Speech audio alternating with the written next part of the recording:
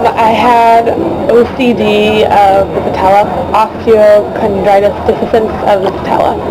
What I have, to see it, there's a 5% chance of getting it in your patella. I mean, I've always had problems with my left knee, and basically I've been going to Dr. McKaylee in Boston. He's like a big time knee doctor, and I just got an MRI recently on it because I had re-injured it in the season. I fell on it weird and was out for a couple weeks, and he was like, well, let me just look at the MRI just in case, and he looked at it and he found half my kneecap wasn't getting blood supply. Yeah, it's really difficult injury to find it first of all, and surgery itself is kind of tough to see whether it's working or not. It's not really the ACL surgery if you get fixed, you're going to be fine. Not that type of surgery. After the surgery, I was on crutches with no weight bearing for 2 weeks. And then after 2 weeks, after my post-op appointment, I was allowed to start weight bearing, and I had a post-surgery brace I had to wear for the first 2 weeks. And then I got my stitches out after a week, I think it was. And I was on crutches for a month and a half.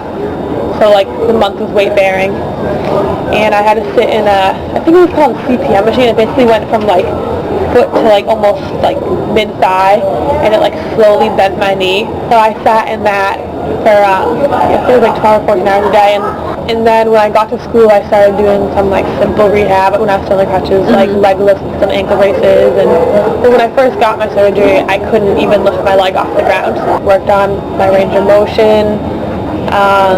A lot of massages to get the scar tissue out, really.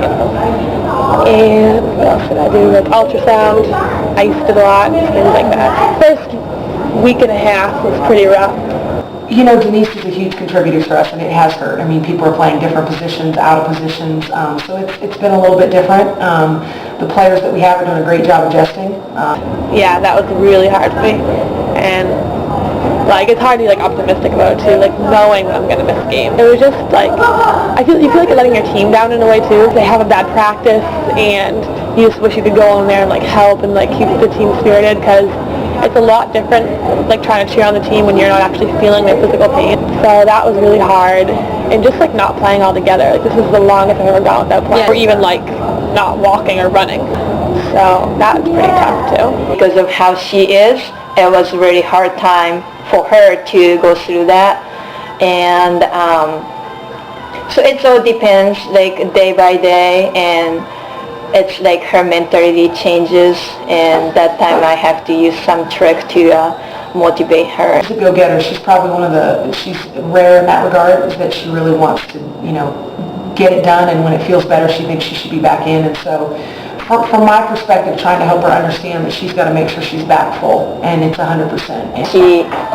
If I determine she's strong enough and safe enough, she will be. And so she has started